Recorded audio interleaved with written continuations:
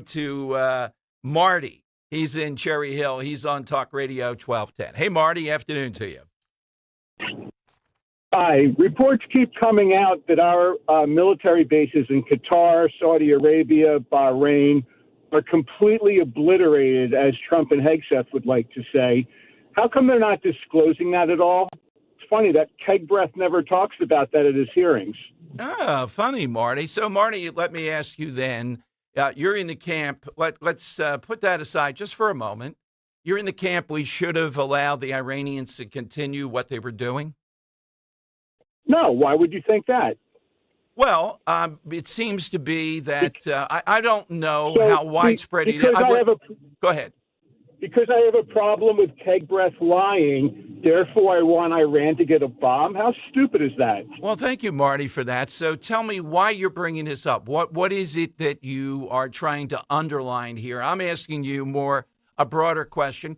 I don't think you are or I am aware of how much damage. I assume they did hit us, I know early on, pretty extensively, and I would agree. The American people deserve to know that. That said, let me ask you then, what do you think at this point where we look like a deal's in the offing, was it worth it to do this? Getting rid of their nuclear capability is worth doing, but having two utter morons like Trump and Hegseth running it is the stupidest thing ever. All they do is lie to us. When Trump says, oh, who would have thought they would close the Strait of Hormuz? Who would have thought that?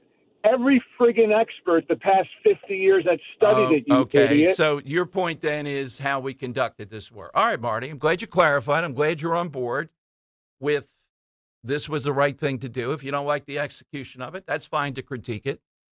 I'm not aware of how extensive this is, matter of judgment. We do know that they hit us without a doubt early on. And I did say going into this, what Trump was being told, briefed militarily, would happen here. But they have shut down the Strait of Hormuz before. So this isn't a new idea of something that got into their head. This is something they periodically had done. Let's go to Michael in Wilmington. And Michael, you're on Talk Radio 1210. Hey, Michael. Hey, Dom. How are you, my good sir? Good. It's always funny when you get those calls like that guy Marty. I wish sometimes they would just tell you, like, up front, hey, I hate Trump.